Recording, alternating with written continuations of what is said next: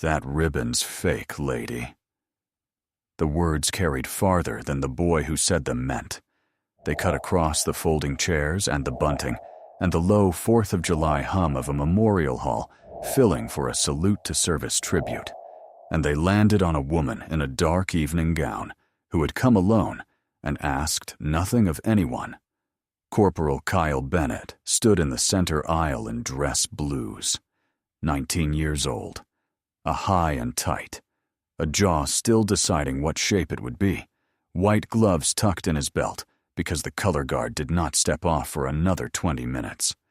He had planted himself at the end of her row, one hand out, one finger pointed at the small rack of miniature medals pinned over her heart, the silver one in front, the one with the little star at its center. The hall smelled of cut carnations and burned coffee, and the floor wax they lay down for events like this.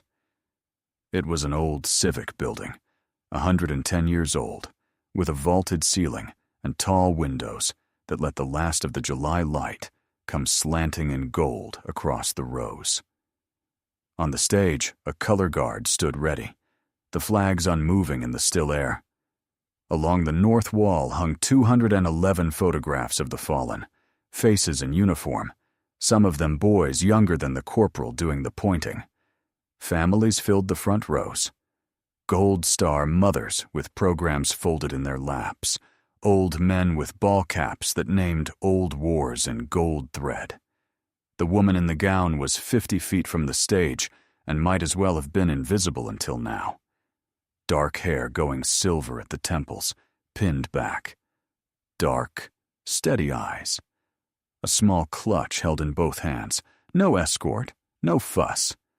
48 years old, and carrying it like a woman who had earned every year twice and did not intend to explain herself to anyone about any of them. Bennett wanted the room to hear him. He had a voice built for it, a parade deck voice, and he used it. I said, "That's a silver star, on an evening gown." He gave a little laugh, the kind that asks the crowd to laugh with you. "You know how rare those are, ma'am. You know how few people alive get to wear that. I've called out 3 fakers this year. 3. I know exactly what a real one looks like, and I know exactly what this is." She did not answer him. She set her weight evenly over both feet. She let her hands fall and folded them once at her waist, left over right. Her chin came level, and her eyes came level, and she went still. Not the stillness of a rabbit in the open, but the other kind, the stillness of something that has already measured the room and found nothing in it that frightens her.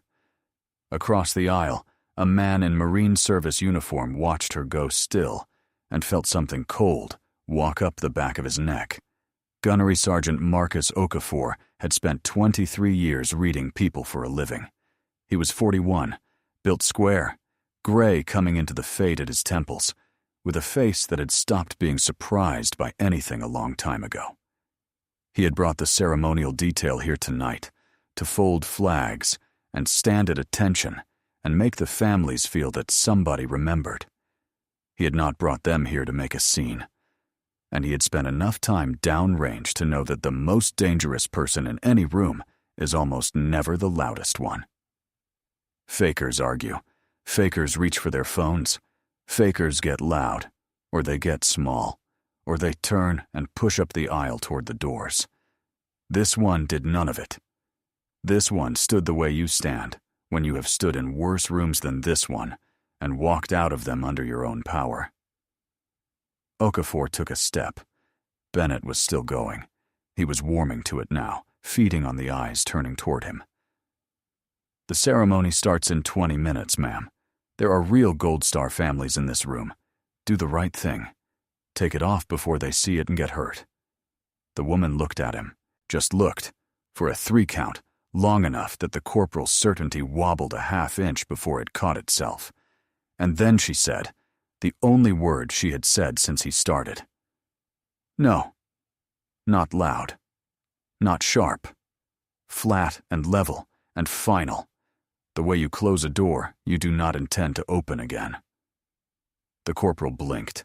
He had a whole speech ready for tears, for excuses, for a purse being snatched off a chair and a woman fleeing red-faced up the aisle. He had no speech ready for a flat, quiet no from a woman who had not so much as shifted her feet. So he reached for the thing that always worked, the crowd. Okay. He turned half toward the rows, arms spreading, playing to them now. Then prove it. Right here, right now, in front of everybody. Tell us what you're wearing. All of it. Go on. It was a trap, and everyone could see it was a trap. Name the wrong award, stumble on the order, mix up a device or a precedence, and the fraud confesses itself in front of 200 people who already wanted to believe the worst. The woman named them. She did not look down. She could not have looked down if she wanted to. She had mounted that rack 100 times and knew it the way you know your own hands. She named them left to right, top to bottom, in order of precedence, and she named them without a single pause between. Silver Star, a beat. Bronze Star, with a bronze oak leaf cluster for the second award. Purple Heart, Meritorious Service Medal. Army Commendation Medal with Valor Device. Army Achievement Medal. She went on down the rack, the campaign ribbons in their order, the service and the overseas, and the marksmanship, each one landing in its exact place, cold and clean. Then she named the rule. Army Regulation 600-8-22 governs the wear of miniature medals on civilian formal attire, she said. Level, almost gentle, as if she were correcting a young soldier's uniform and not defending her own name. Mounted in order of precedence, spaced 1/8 of an inch. The Silver Star is the 3rd highest decoration for valor in the United States Army. It was authorized to me by general order in the year 2007. She recited the number of the general order. She recited the date. She did not blink through any of it. Okafor closed his eyes for 1 full second, because he had heard more than 100 citations read across 23 years, and no faker who ever drew breath had recited a regulation number the way a man recites his own address, without effort, without pride, from a place under thought. But the crowd had not heard 100 citations.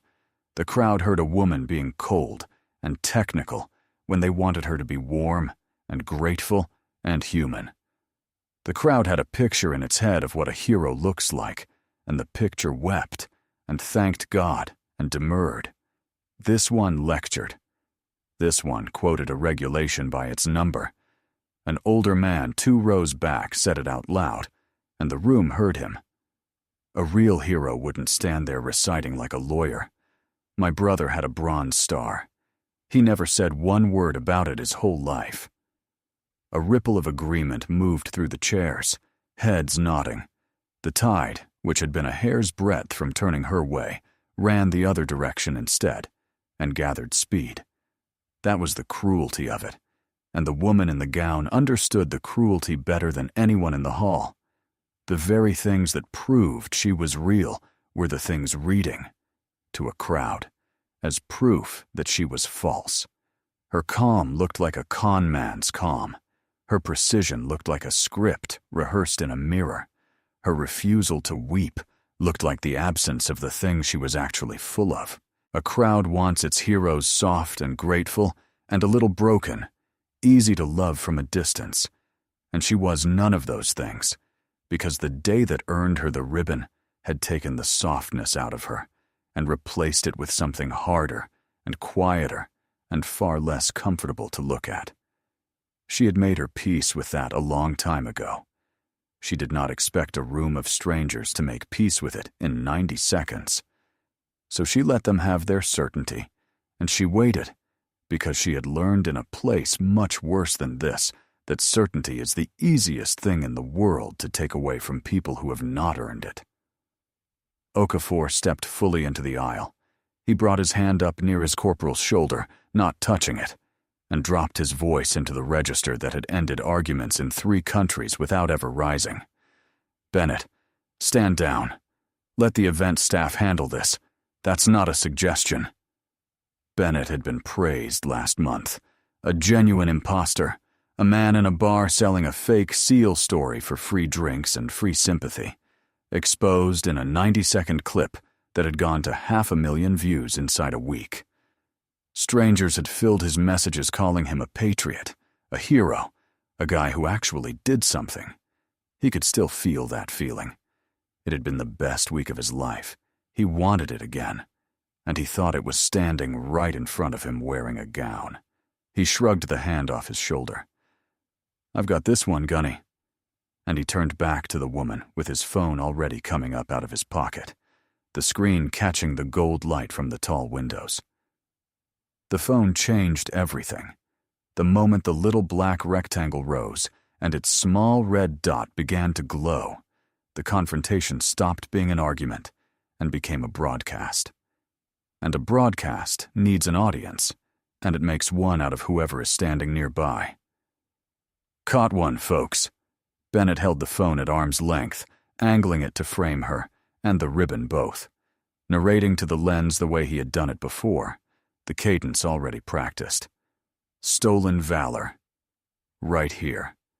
At a veteran's tribute, on the 4th of July weekend, 3 feet from Gold Star families. This is what we're dealing with, people. This is why I do this. 2 more phones went up along the row, then a 4th, held by the teenager near the aisle. The hall had come to honor the dead.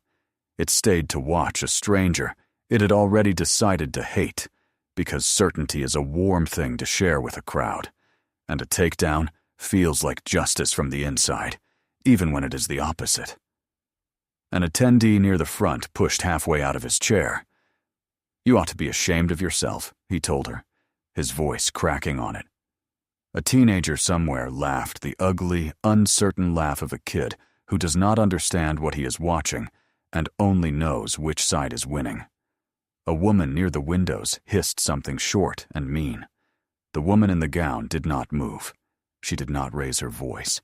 She did not lift a hand toward the cameras, did not turn her face away from them, did not give them the flinch they were all waiting to capture. She kept her hands folded and her eyes level, and let the noise break over her, the way storm water breaks over stone that has been in the river a very long time. But behind the stillness, she was working. She had never once, in her life, simply endured a room. She read it. She counted the exits. 2 at the back past the coat racks, 1 stage left behind the color guard, 1 service door half hidden behind the photograph wall. She marked the 2 venue security men drifting in from the lobby with their radios and their soft authority. She clocked the distance to the stage, the width of the center aisle, the old men who would be slow to move if anything went wrong, and the children who would be underfoot. She did the arithmetic of the room without turning her head more than a few degrees, the way she had done it in 100 worse rooms, so that whatever happened next would happen away from the people who could be hurt.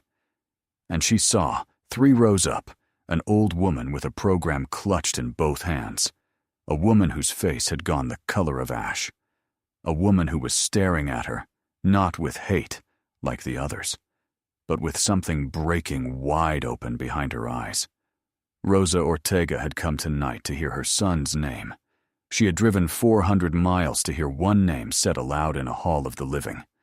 And she had not, in her worst imagining of the evening, expected to see the lieutenant, the officer who came home the year her boy did not, standing in the center aisle while a Marine half her age called her a liar. The woman in the gown held Rosa's eyes for 1/2 second. Something passed between them that the cameras did not catch and would not have understood if they had. Recognition. And a promise, made without a word, that this was not going to go the way the room thought it would go. If you have ever stood in a room and watched someone good get shouted down by a crowd that was certain and pleased with its certainty, then you already know the particular helplessness of a moment like this one. Stay in this hall. In a few minutes, the certainty in this room is going to change hands all at once in front of everyone, and it is going to be worth every second of the wait. Subscribe and stay in the room for it. Because the corporal had already decided that talking wasn't enough anymore. Bennett stopped trying to win the argument. He started trying to remove her from the room. He tapped the screen and posted the clip live, thumbs moving fast, and he read the caption aloud as he typed it, because he wanted her to hear it land. Stolen valor at a veterans event. Somebody has to say something. He held the phone where he could watch the reactions come in, and he grinned when they did. See that? 40 reactions. 60. People know. People are not stupid. They can see it, same as me. The number climbed while he watched. 90. 110. The humiliation was public now, and portable, and it would outlast this hall, and this night, and follow her into search results for years. That was the part he did not think about, because 19 rarely does. Then he flagged down the 2 venue security staff, who had been hovering at the edge of the crowd, uncertain, waiting for a reason. "This lady's an imposter," Bennett told them, loud, angling the phone to catch it. "She's disrespecting the families. You need to get her out of here before the ceremony starts." The 2 men looked at each other. They looked at the woman. And because she was the one being pointed at, and because a United States Marine in dress blues was doing the pointing with such total conviction, they started toward her. It is the oldest trick a crowd ever falls for, and it works every time. Authority in a uniform, even a polo shirt and a radio, moves toward a person, and the room reads the movement itself as the verdict. 200 people watched 2 security men close on the woman in the gown, and felt their last small doubts go quiet and lie down. Guilty. Look at that. Must be. Nobody in the rows saw the small things. Nobody saw that when the 2 men started forward, the woman's eyes had gone to their hands and their hips, not their faces, the way you check a stranger for what he is carrying and not for what he is feeling. Nobody saw her shift a quarter inch so that the nearest folding chair was between her and the aisle, a barrier set without a wasted motion. Nobody in that hall was fluent in the language she was speaking with her body, except one gunnery sergeant near the wall and one old woman 3 rows up who had learned, 19 years ago, exactly what this officer looked like when she had already decided how a bad situation was going to end. Rosa Ortega watched the lieutenant set her feet, and Rosa began, quietly, to shake her head. Not in fear. In something closer to awe. She knew. She was the only one in the room besides Okafor who knew, and she could not make her voice work to tell them. She let them come 3 steps. Then she spoke, and her voice was so even and so unhurried that it stopped both of them mid-stride, one boot still in the air. "I will step to the side," she said, "so the family's ceremony is not disrupted. That much I will do, gladly." A beat, and the temperature of the words dropped a degree without the volume changing at all. "I will not remove this ribbon, and I will not leave this hall." Still hands. Level voice. Not a flicker as 2 men and a corporal and 200 stares all bore down on her at once. She stood in the center of it, the way a piling stands in a current. And then a wall of Marine Corps service uniforms stepped in front of her. Okafor. Planted square between the woman and the security staff, one palm up, immovable. "Hold!" Just the one word first to freeze them. Then, to the 2 men, in the voice that did not leave room for a second reading. "Nobody touches this woman. Nobody touches that medal. Not until an officer with the authority to make that call stands here and makes it. Do you understand me? Say that you understand me."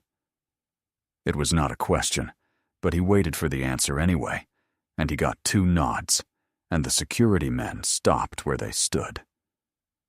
Bennett stared at the back of his own gunnery sergeant, and for the first time all night, something underneath his certainty shifted and did not settle back.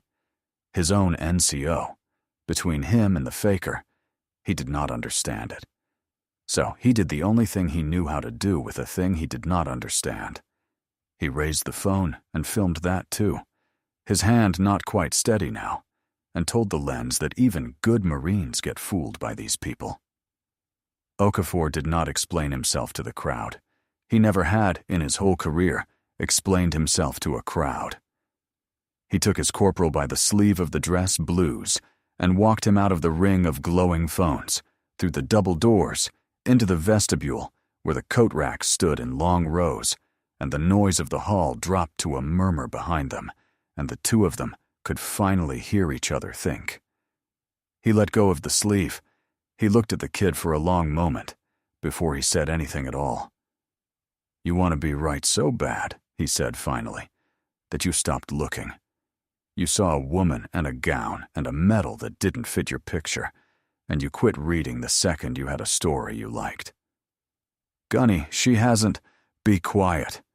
And listen to me, because I'm going to tell you what your own two eyes should have told you 15 minutes ago, and you are going to stand there and take it." He held up one finger.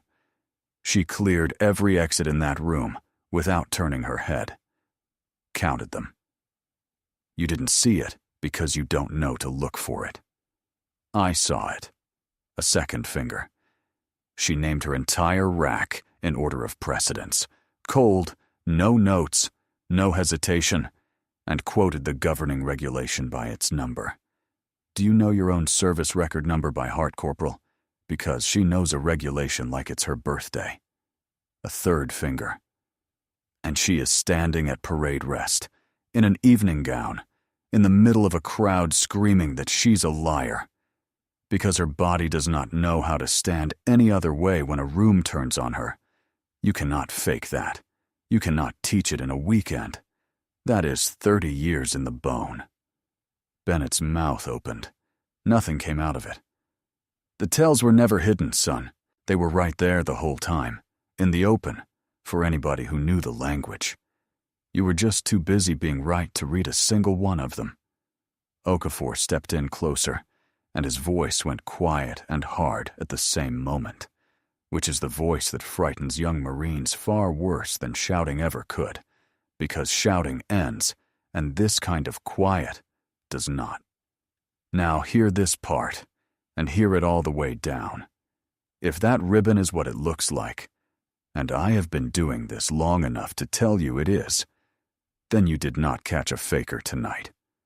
You spat on a decorated soldier, in front of 200 people, 10 feet from a Gold Star mother who is sitting in that hall right now, watching a Marine call the woman who tried to save her son a fraud. The floor tilted under the corporal. He actually felt it go, the way the deck of a ship goes when the sea shifts under it. But the clip was already out. 100 reactions, 200 by now, climbing while they stood here. His face in it, his voice, his certainty, recorded and shared and applauded. There is no post a 19-year-old can delete fast enough to unring that bell. No way to climb down off a stage he built himself in front of a crowd he just performed for.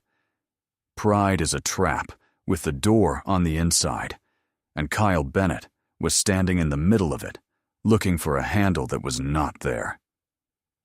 She still hasn't actually proved anything, he muttered. He did not believe it even as it left his mouth. He said it anyway, because it was the last handhold he had, and he turned and walked back toward the doors of the hall. Okafor let him go. Some lessons a man has to walk all the way into on his own 2 feet. You cannot carry him to it. Keep watching, because there is a veteran in that room who already knows exactly who the woman in the gown is, and in about 90 seconds, the entire hall is going to know it with him. The moment the corporal finally understands what he did is coming, and it is coming fast now. Subscribe so that you are in the room when it lands, because out in the hall, the double doors at the back had just opened, and the crowd was beginning, row by quiet row, to go still, all on its own. Step out of the hall for a moment. Step back 19 years to understand what the crowd was about to be told. Away from the cameras, in the last quiet minute before everything turned, the woman in the gown had drifted to the north wall, to the photographs. 211 faces. She stood in front of them the way she stood everywhere, weight even, hands folded. And for the first time all night, she let something come up into her eyes and stay there. She did not wear the silver star for herself. She had never once, in 19 years, felt that it belonged to her. She had accepted it because you do not refuse it, and she had worn it ever since for one reason only, so that a single name got carried into rooms like this one, so that it got said out loud, now and then, in places that would otherwise let it go quiet. Baghdad, the year 2007, a supply route she could still drive in her sleep, every culvert and overpass and blown-out storefront of it. First Lieutenant Nora Keene, 29 years old. Prior enlisted, 10 years in the ranks before the gold bars ever touched her collar, which meant she had learned the Army from the floor up before anyone ever asked her to lead it. Military police, a convoy of 11 vehicles grinding through the gray heat of a morning that smelled of diesel and dust and the river. The lead vehicle went up first, a pressure plate charge buried in the shoulder, a wall of sound and dirt, and then the whole road came alive on both sides at once, with muzzle flash from the rooftops and the alley mouths. The convoy commander, a captain riding in the third truck, took fragmentation in the first 30 seconds and went down still giving orders and did not get back up to finish them. Command fell, in the space of a breath, to a lieutenant with a gash bleeding above her right ear and a high, hard ringing in both of them, and 40 minutes of the worst morning of her life still in front of her. She took it. She did not wait to be told it was hers. She took it. She got the guns oriented. She pushed the trucks into a herringbone with steel between the wounded and the fire. She called the grid, called for the medevac, and held. 40 minutes. She crossed open ground between vehicles under fire more times than she could ever afterward count. She stopped counting at 9, dragging soldiers to cover, redistributing ammunition, putting her own body between the rooftops and a private who had frozen. Every soldier who was breathing when it started, she meant to keep breathing when it ended. That was the whole of her plan. Keep them breathing. 11 she pulled out alive. 1 she did not. Specialist Miguel Ortega, 21 years old. A quick, crooked smile, terrible at cards, wrote his mother in the Rio Grande Valley every single week without fail. When the medevac bird finally flared in through the smoke, someone had to hold the near corner of the landing site so the wounded could be carried across 20 meters of open ground, and Ortega took that corner without being told to take it, and he held it, and he put down enough fire that 4 litters made it across. And when the last casualty was aboard, and the crew chief was screaming for everyone to load, Ortega did not come back across the open ground. He had done the math the same way his lieutenant had taught him to, and the math said somebody had to hold the corner until the end, and so somebody did. A year later, they put a silver star in Nora Keene's hands at a ceremony, with a band and a general and a folded program and a flag. She had accepted it because you do not refuse it in front of the people who put you in for it. But she had spent every day of the 19 years since believing, in the private place where a person keeps the truth, that it belonged to a specialist from a small town who held a corner so that 11 other people could go home to their mothers. Rosa Ortega was why she had driven here tonight, not for the tribute, not for the band. She wore the medal into this hall so that Rosa's boy would have his name said, once more, in a room full of the living who would have to sit and hear it. The narrator returns you now to that hall, because there was a stir at the back doors. A color guard voice barked a single command, and the crowd began to part, row by row, pulling back to make a lane down the center. And down that lane came a man in Army service uniform with 3 silver stars on each shoulder, walking without hurry, and he was looking straight down the length of the room at the woman the security men had been about to remove. Lieutenant General Harold Ambrose was 58 years old, and he had walked into enough rooms in his life to take the temperature of this one in the first 3 seconds past the door. He read it the way she read it, fast and complete, and without appearing to look at anything in particular. The phones, the 2 security men frozen mid-floor, the Marine gunnery sergeant standing guard over a woman in a dark gown, like a man guarding a bridge, and the corporal in dress blues, phone up, at the center of it all. He started across the hall, down the lane the crowd had made for him. He was still 40 feet away.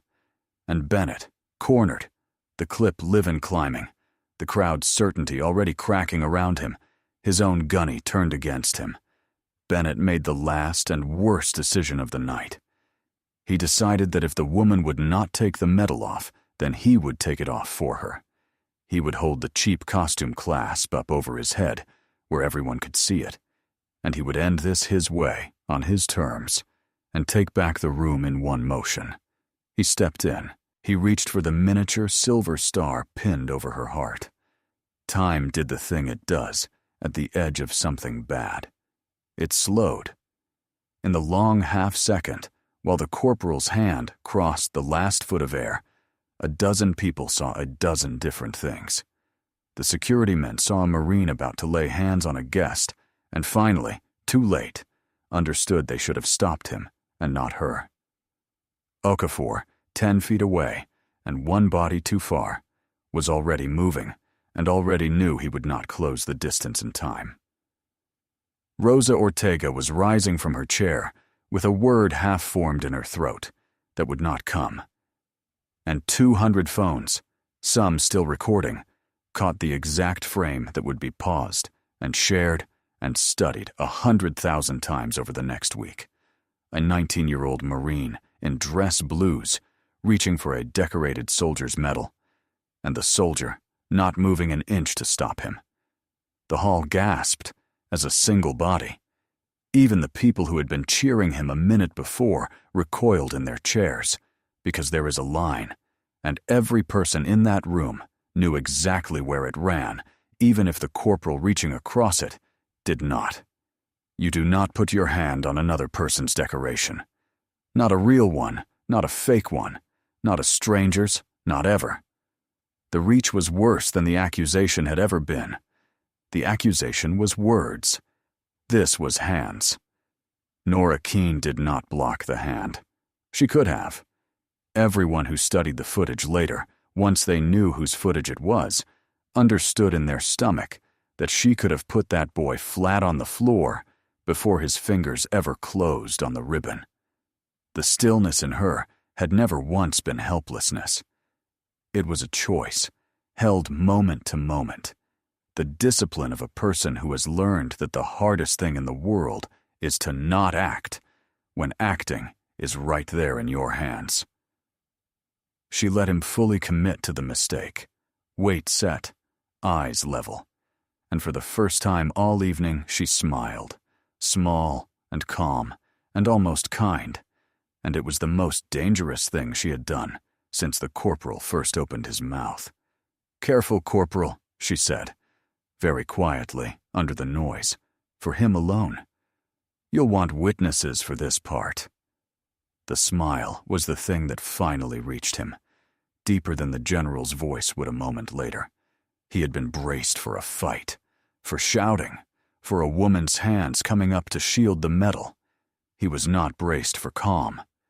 Somewhere in the back of a 19-year-old's mind, an older and wiser instinct that he had been shouting over all night finally made itself heard, and it told him, in a cold, small voice, that people who are lying do not smile like that when you reach for the proof. Only people who are telling the truth and who know something you do not yet know can afford to be that quiet with a hand coming at their chest. His fingers, an inch from the ribbon, stopped moving on their own before he consciously decided to stop them. It wasn't a threat to the room. It was a threat to exactly one person in the room, and he was the only one in it who had earned one. The murmur that had run against her all evening flipped in an instant, the way a flock of birds turns without a signal. An older woman near the front cried out. Chairs scraped hard against the floor. Rosa Ortega was on her feet, with both hands pressed over her mouth. And from the center aisle, level and enormous, and carrying without effort into every corner of the vaulted hall, came one word. Corporal. Bennett's hand froze an inch from the metal.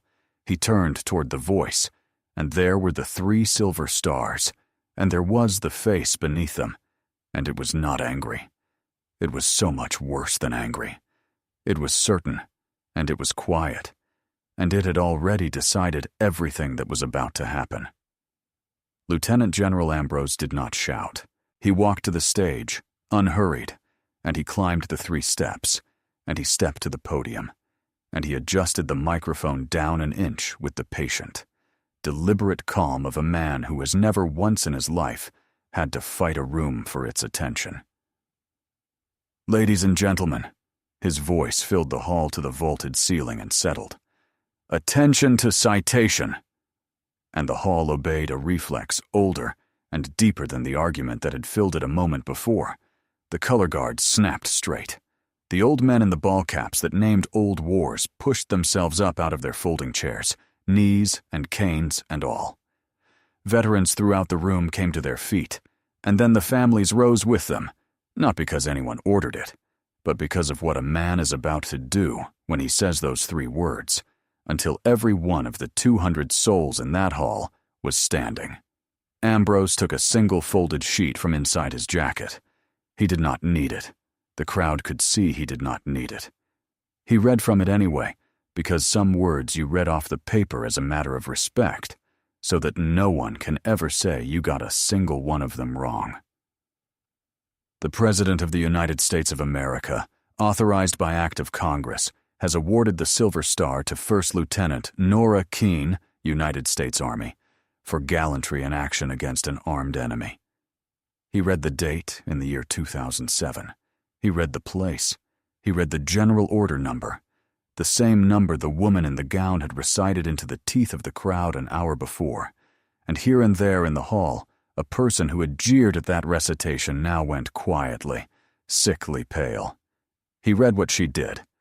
The lead vehicle struck, the convoy commander down, a lieutenant assuming command under direct and sustained fire.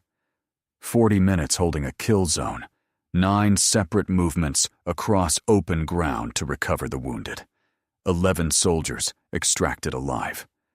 And then he read the last lines of it, and his voice did not rise and did not break, but the whole hall felt it change register anyway, the way the air changes before weather. With complete disregard for her own safety, First Lieutenant Keene repeatedly exposed herself to enemy fire to recover wounded soldiers, and retained command of the defense until every surviving member of the convoy had been evacuated. A pause, 1 breath long. The action cost the life of Specialist Miguel Ortega, who held the casualty collection point alone so that the wounded could withdraw. Somewhere in the 3rd row, a mother made a sound that no one who was in that hall ever forgot for the rest of their lives. And Corporal Kyle Bennett stood in the middle of the floor and watched his own certainty die by inches, in public, across his own face. Confusion first. This could not be her. This had to be some mistake, some coincidence of names. Then disbelief. The general knew her, read her record like scripture, said the number without looking. Then recognition, arriving all at once and all the way down. The date, the action, the little silver ribbon his own fingers had been 1 inch from tearing off her chest. And then, last and heaviest and final, horror, as he turned his head 3 feet to his left and saw the Gold Star mother weeping openly at the sound of her son's name in that hall. Ambrose folded the sheet along its old crease, He looked at the corporal for a long, level moment. And he did not call for the security men, and he did not call for handcuffs, and he did not call for an arrest, and he did not call for a single thing that would have let the boy off with the easy, clean punishment of being dragged out a door. "You went looking for a fraud tonight, son," the general said, and every soul in the silent hall heard it. "You found a silver star. Now you are going to stand right there, and you are going to understand the difference."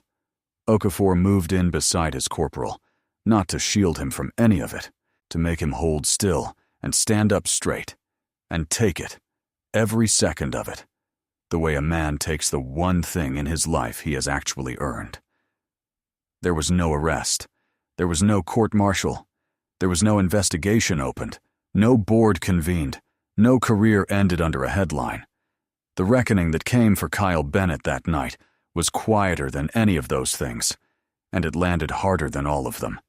And it would still be landing in him 50 years from now on, nights he did not expect it.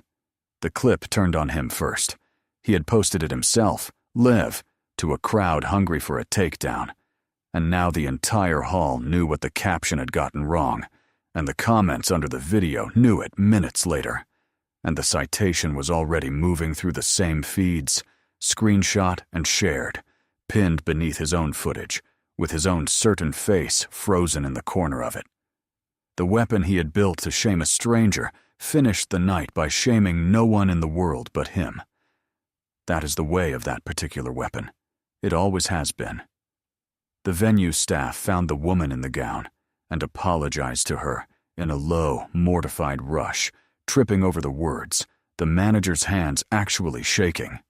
She accepted it graciously, without a trace of triumph, and asked them please, only to get on with the ceremony that the families had driven so far to attend. The dead had waited long enough to be honored. She would not have them wait through an apology meant for her. General Ambrose declined to make any of it a career matter.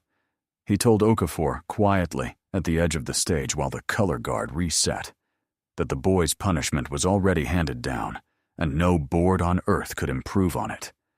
That he would carry this night in his chest for the rest of his life and feel it every time he saw a ribbon he did not recognize, and that this was a heavier and a more useful sentence than any reduction in rank. "Don't take it off him by punishing him," Ambrose said. "Let him carry it. That's the only way it teaches anything. If you have felt this room turn tonight, if you felt the exact moment a wrong got made right without anyone in the world needing to be destroyed for it to happen, then do the one thing that helps a small channel like this one most. Subscribe. Share this story with somebody. There is a person out there who needs to see that being made to truly understand what you did can matter more and last longer than being made to pay for it." Then the corporal did the one genuinely brave thing he had left in him to do. He found her afterward, near the north wall, near the photographs.